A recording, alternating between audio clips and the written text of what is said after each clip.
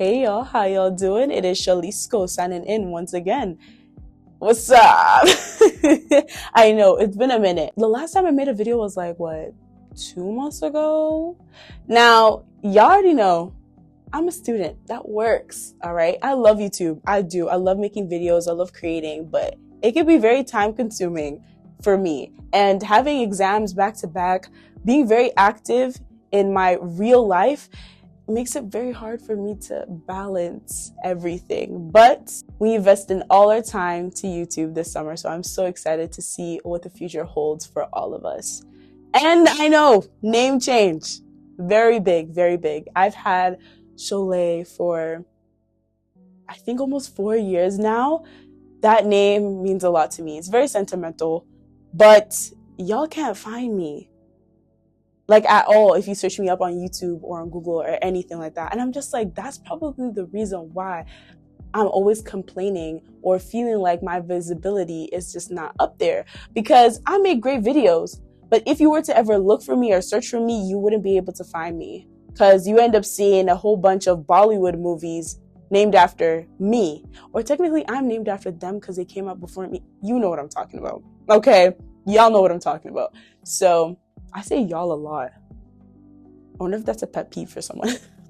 But you guys understand what I mean. We need to grow. We need to mature. We need to change. So therefore, Sholisco came. You know, it's such a nice name. It's a nickname that people call me and everything. Actually, I have a whole bunch of nicknames. I go by Cholet by most of my friends. Sholi Wally, Sholi Bebe. Like I go. Shala has a very extensive, nickname list in the Yoruba, world. So yes. And if y'all don't know, I'm Nigerian. I'm a Yoruba anime, So I got too much swagger. Stand me. Hey, before they say, oh, copyrights, let me stop. Let me not continue with my shenanigans. So yeah. I'm super excited for the videos that we are going to be discovering and analyzing and just basically creating more discourse about. My main priority on this channel is to create discourse, is to talk about a variety of things in a fun, healthy way. That's what I want to do.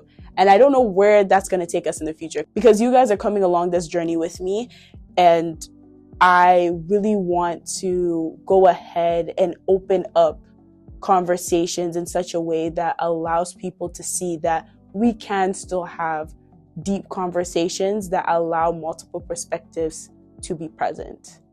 But yeah, I know that was lengthy. Sorry about that. But I just felt like I really needed to do that moving forward, because we are truly changing and we're different now.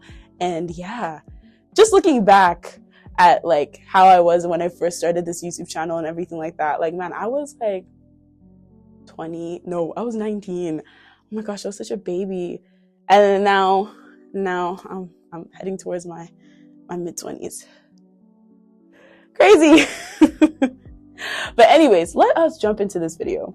Relationship talk / relationship discourse seems to have so many different philosophies and mindsets underneath its umbrella. Some may feel stuck, confused, and damn near depressed when they desire a relationship, but they feel like they're undeserving of it with all the different principles and rules they have to follow.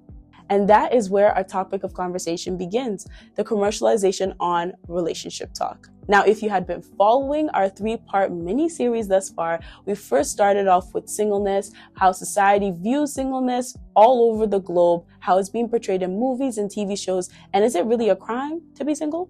And then we moved over to situationships / the talking stage, the differences between the two, how we see it in social media and how we see it in real life, and if situationships are truly toxic. And now we are going to be talking about relationship talk, how we've seen it over the past 40 years, how it's impacted both the digital age and also talk shows.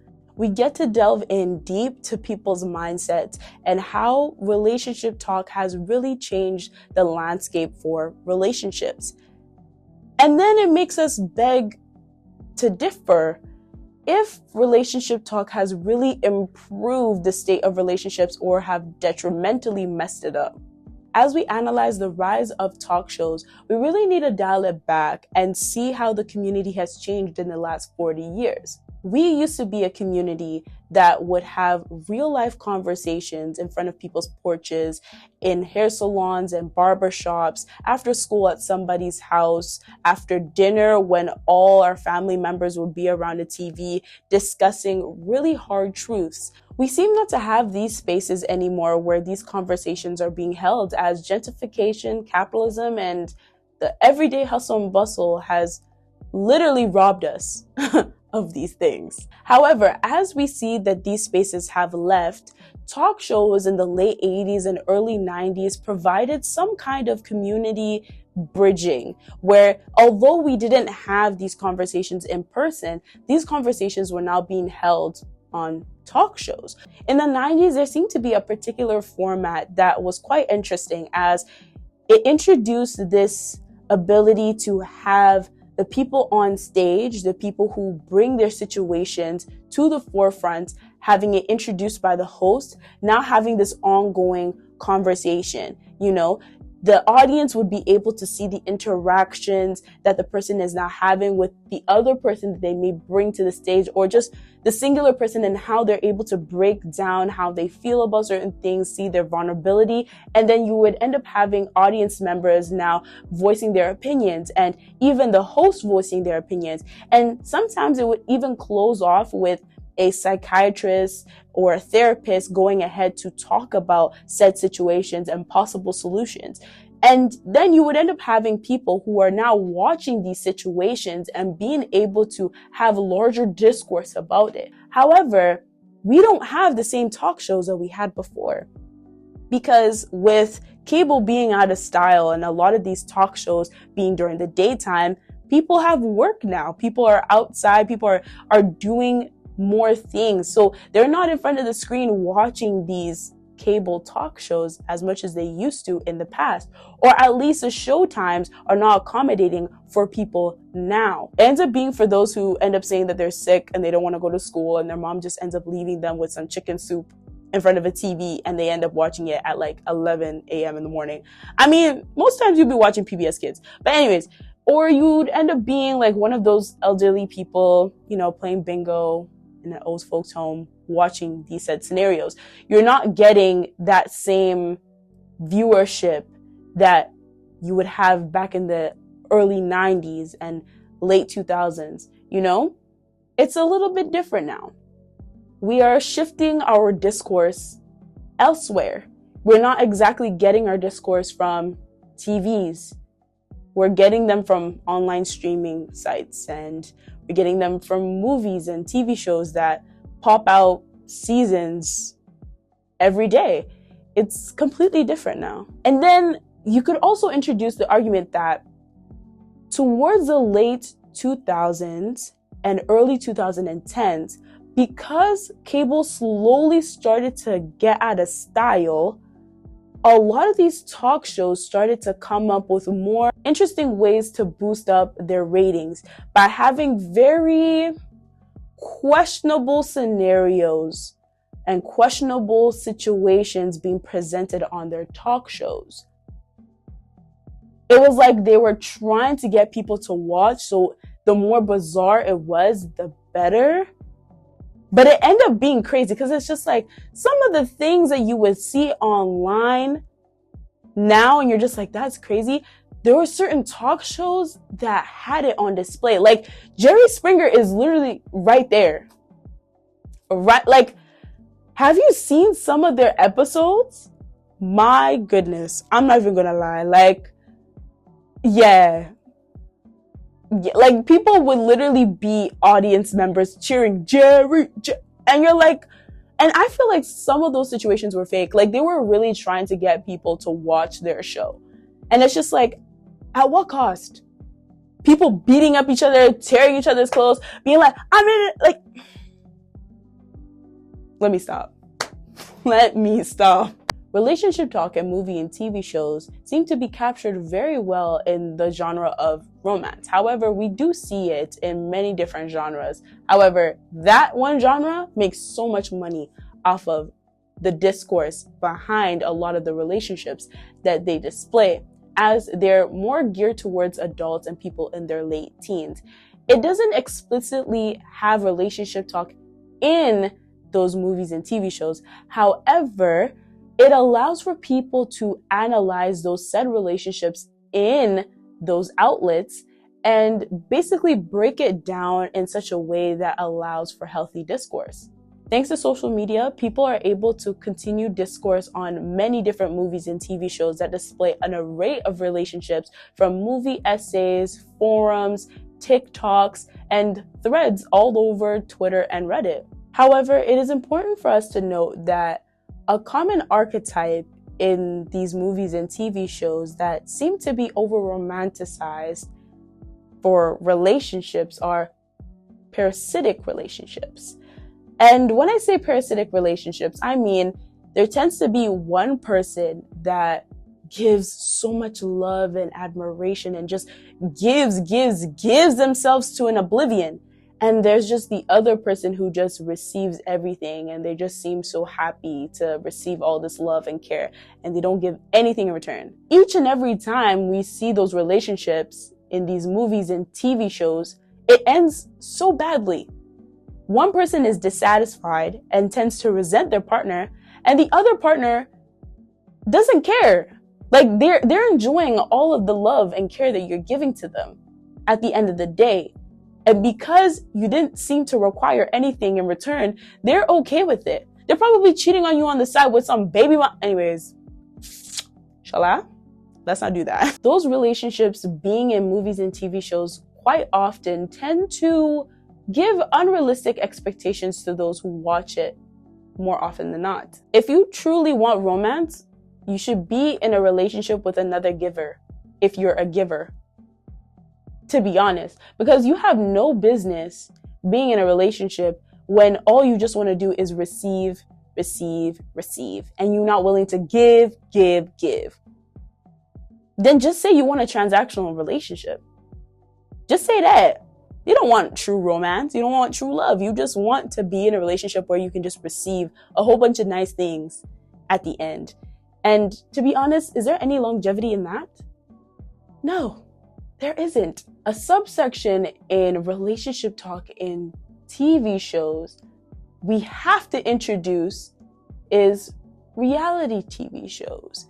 As in the last 5 years, it has changed the game in the way we see relationships, especially those shows that kind of have people in an incubator and not allowing them to truly experience life outside of the people that they're surrounded by.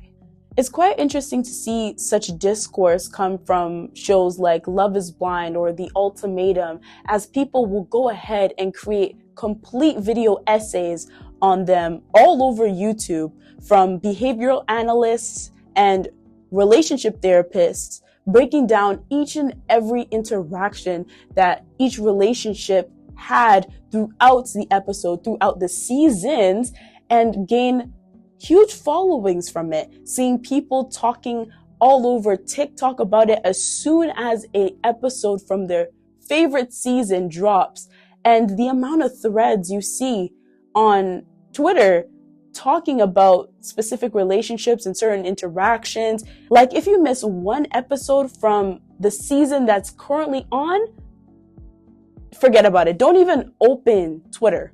Forget about TikTok, and don't even mention Instagram. At least you can escape it on YouTube, but those other platforms, forget about it. But I would have to say, discourse that I saw from the last season of Love is Blind really did open Pandora's box.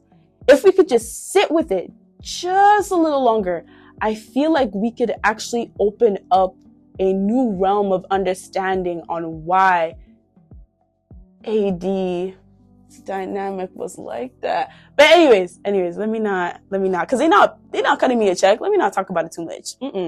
The digital age of relationship talk is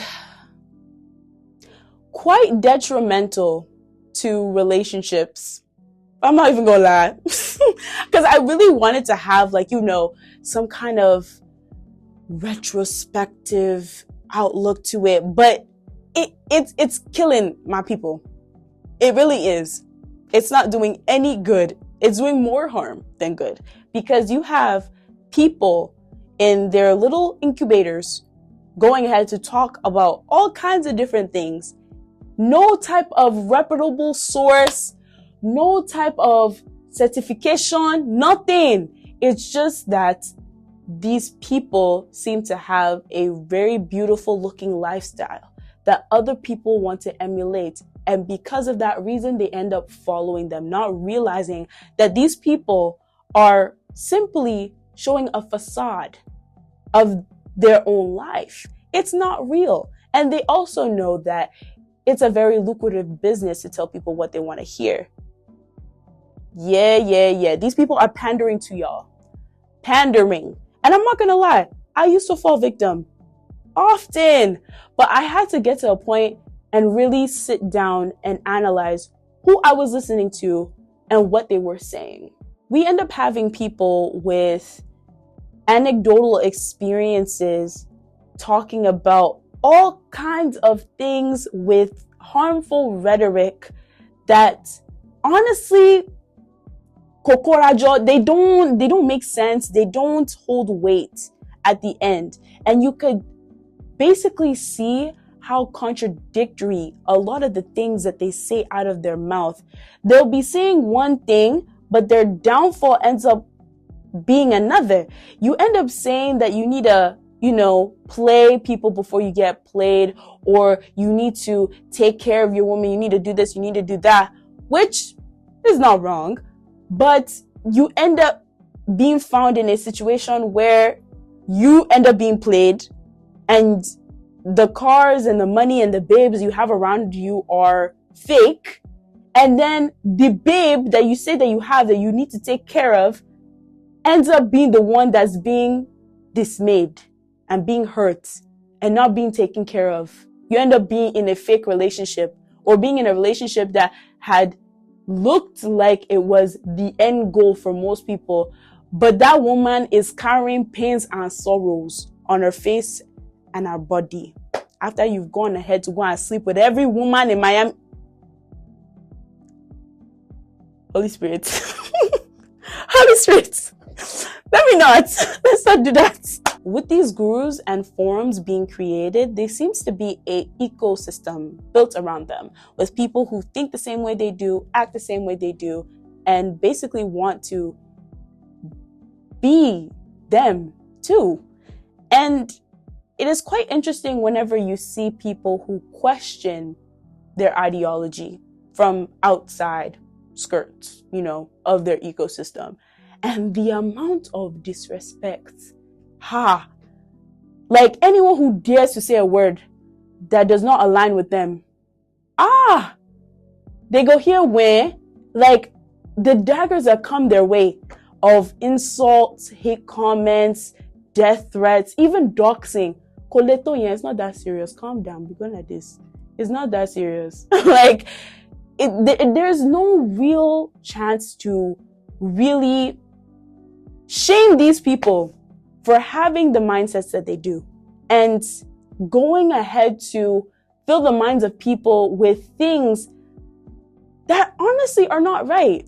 And these people know that because they're making money from them, from the live chats that they have that people can just send them money, from the YouTube videos that they can easily just watch anywhere, from the Twitch streams, all the way to TikTok videos that get monetized on the creators fund. There's so many ways that these people end up making money. Like, some of these followers go ahead and book one-on-one sessions with them to gain advice from them, have books and workshops being sold to their followers, and they're just eating it up because these people tell them what they want to hear.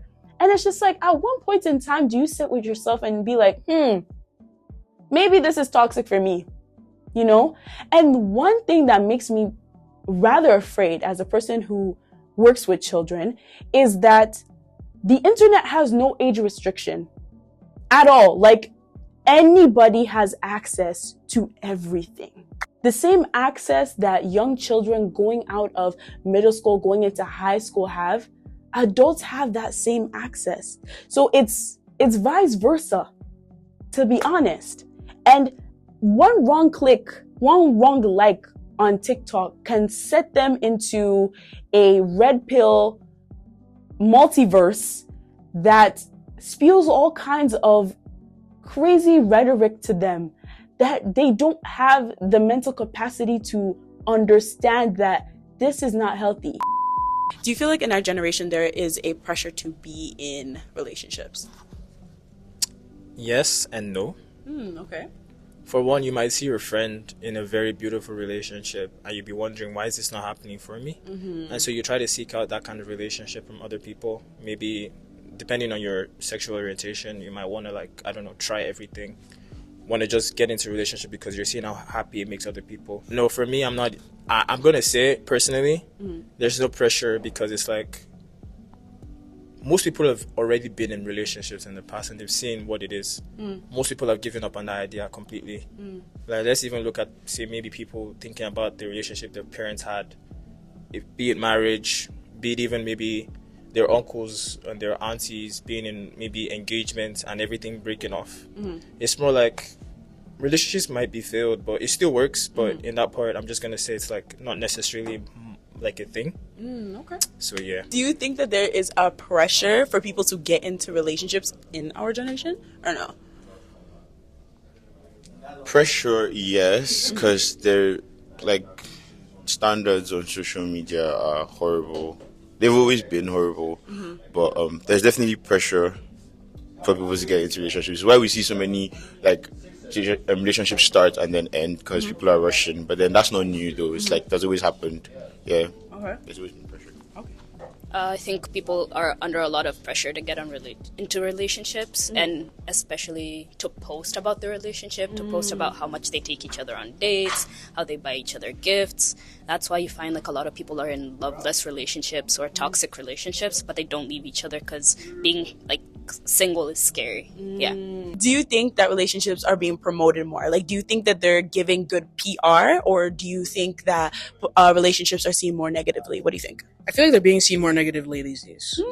Just because a lot of people are getting into bad ones, and so and a lot of people, the greater majority, are getting into relationships that don't obviously work out, and so they start to discourage getting into a relationship. That it's always good to have your own space, which is obviously good, but I think it belongs to like personal preference, and so now being in a relationship is often perceived as being a very toxic thing or a very bad thing or something that doesn't immediately work out or something, like that.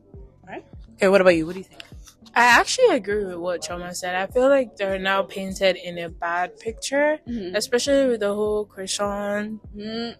Yeah, exactly. Like, it's just chaotic. A lot of people, like I said previously, a lot of people don't know what they want. So they just keep entering relationships to fill some void. People just need therapy. And like I previously mentioned, like, it's just really painted in a bad light. Do you think that relationships nowadays are portrayed in a different way than they usually are, or do you think they're fine? Because at times some people can say that relationships are now very toxic, or people just get in relationships just because. Like, what do you think? I think that like it is like often like a lot of people, they get in relationships like they like for the wrong reasons a lot of the time, and they're not too sure of what they want to do, and I feel like you should have like a little more figured out before you get into a relationship, because you shouldn't just get into a relationship for the sake of just doing it. Like, you should have like there's like a certain level of like understand like, hey, I want to be with this person, and then you can get into a relationship. Like I believe like that's like a good idea to have. Like these days it's a little crazy out there. Like it's a cruel world. It's a cruel world out here. All right, what do you think? I'll give more context to what I said earlier. I'm not saying like marry every single person you like, or try to marry them. What I'm saying is, if you like someone, at least maintain some sort of like platonic relationship for a significant period of time, just to see if you're the right match.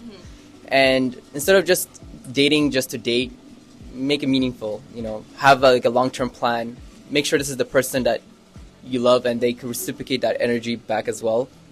And yeah, I think that makes it so it's more sustainable and a healthy relationship. Do you feel like relationships are on a decline, or do you feel like they've taken up, more people are in relationships now more than ever, or what do you guys think? I think relationships are in a decline right now because I feel like people are becoming more independent and they don't need to depend on like a significant other to like live or be happy. I think it all depends on your age group. For my age group now, our age group, like right now, people aren't really focusing on relationships. They're trying to like work on themselves, grow up as people, grow their personalities before they get into relationships. I think, in my opinion, I feel like people in this age group want relationship because it's not really, it's like a trend-ish. Like, they see their friend getting a boyfriend, so they want a boyfriend. Yeah, they don't actually want to. Yeah, they don't understand what. Yeah, because, yeah. I am a victim of that, too. With everything all said and done, it leads us to our question: has relationship talk in the last 40 years positively impacted relationships or negatively impact relationships? Y'all already know what my answer is. It's negatively impacted relationships. Yeah. Relationships seem to have a more individualistic standpoint, as many people don't want to be played. They rather be the player, and they want to see what they can get out of relationships. And to be honest, I can't really blame them, because the PR for relationships in the last 40 years has been horrible. Absolutely horrid. You end up hearing stories of people sacrificing themselves for the betterment of their family, for the betterment of their relationship that they're in. The basis of these relationships doesn't seem to be love, care, respect, and honor. It just ends up being a system where people are just going ahead to give themselves to their family and their friends and their significant others, and their needs are not met in return. And it causes those who hear those stories to not want those lives and have completely different mindset from those of old. One could say this is due to capitalization and colonization on the system of relationships. On the other hand, social media has created this false narrative for people that they can find someone new that can fit them much better than the person that they're with at the moment, and there are plenty of fishes in the sea. Child, the sea is polluted with piss and beer, okay? Them fishes that you see in the sea are mutants. They're ready to anybody on sight. Do you understand me? Be thinking, oh, I can find someone. No, you can't. No, you can't. Just stay at home and wait for God's calling, okay? Wait for him to pick up the phone and be like, hey, okay, your partner's on the way, before you start looking for someone in this dang sea. Sit yourself at home, okay? Sit yourself at home. But anyways, let me stop. I'm sounding like a TT, like an auntie. I'm not, please, I'm still young. With all of this discourse, please take relationship advice with a grain of salt. Take it with a grain of salt, because a lot of these situations that you're seeing are curated situations. All right, with curated solutions. Thinking that those curated solutions are going to apply to your real life situation, it's not going to work, okay? See a therapist. To be honest, if you've seen a therapist for your relationship, maybe you shouldn't be in it, because not going to lie, relationships are challenging, but they're not hard to the point where you got to see a therapist. But hey, what do I know? Okay, what do I know? And honestly, as you are going ahead to navigate the dating world, have fun, discover yourself, and take it a day at a time when it comes to trying to find a partner. Honestly, that sounds like some whack advice. I'm not even gonna lie. I'm not here to give advice. I'm here to start a conversation. So let me know what you think down below. But at the end of the day, I think that us as a generation, us as a people, we really need to reconstruct our ideas behind all different stages of dating, the dating worlds altogether. And when we hear multiple perspectives, it allows us to truly construct and change the things of old. And I'm excited to see what the future holds for that. All right, y'all. Thank you guys so much for watching this video. All right, thank you for staying to the very end. And my question of the day is, what movie/TV show properly depicts how dating really is? If that makes any sense. Like, is there any show that you like that depicts how singleness really is, that depicts how situationships or the dating stage really is, or how relationships really are? Let me know. Let me know. Mine? Living single. I love Living Single. I feel like it's so accurate, even though it was done in the 90s. I love how accurate it is. I love how intuitive it was in its time, honestly. And I would say a different world really gives you a gauge on how relationships are. But yeah, let me know what some of your answers are down below. All right, y'all, it is your girl Shalisco signing out of this video. And remember, God made you special and he loves you very much, and you can do anything you set your mind to with Christ, of course. All right, y'all, peace. Have talk shows always been like that? Is there anything else I want to say about talk shows? Hi, my name is Shola Badewa. It's actually Oluwa Shola Badewa, and I am currently filming a video. See, my British accent comes in and out, because it's like, I love Nella Rose and Adiola Patron and Marian Musa, and I watch a lot of their videos. I don't really watch that much of Chunks. I used to watch it when he was chunkier or something like that. My accent is actually so disgusting. I need to watch more of their videos because this trash, sorry, I'm screaming into the mic. Forgive me. Okay, I should be singing that song right now. Jehovah. I hope I look sweet. We're a sweet body ting. We're a sweet body ting. Sweet body ting. Sweet body ting.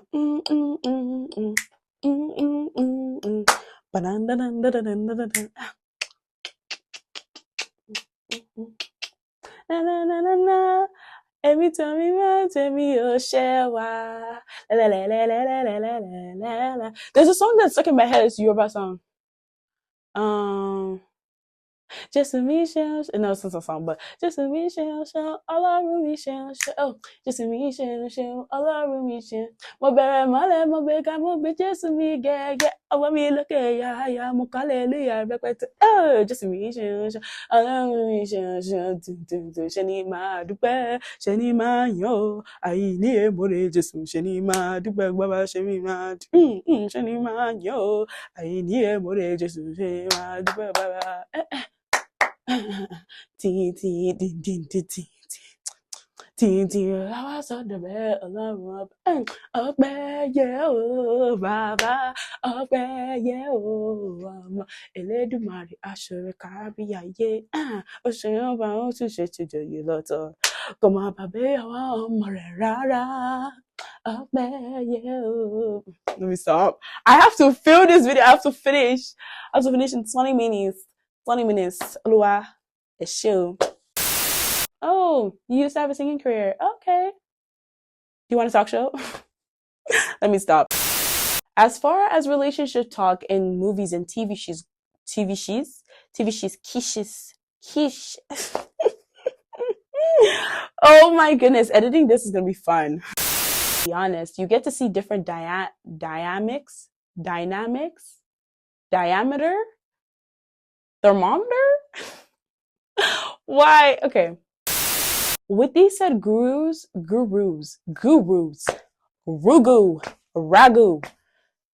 Okay. This is not a right mindset to have. And I know some people will be like, oh, Shola, like you're supposed to be unbiased. There's a clear difference between right and wrong. Some people have that skewed. I don't. Treating other people like games and products and items to own and acting like you can do whatever and say whatever because you're a man and everything and you're biologically predisposed to say and do whatever you want is not a good thing to tell young men, period. And it's not a good thing for young women to ingest either. Point blank, period. If you have a problem with that, I'm sorry. I'm very much, everyone deserves respect. Everyone should be treated with respect, and everyone should understand the basis of respect. Treat others the way you'd like to be treated. That's how I move around in my life. So if there are people who are upset with that, and want me to subscribe to the idea of red pill mindsets and behaviors, sorry, this is not it. No. I wouldn't be willing to sit in those spaces, in those circles, to have that kind of conversation, because I would be losing brain cells trying to educate a grown man on how to treat a woman right. God forgive me for going off, but I had to say the truth. That's period. Moving on. Yeah, I'm talking about. Bring it back.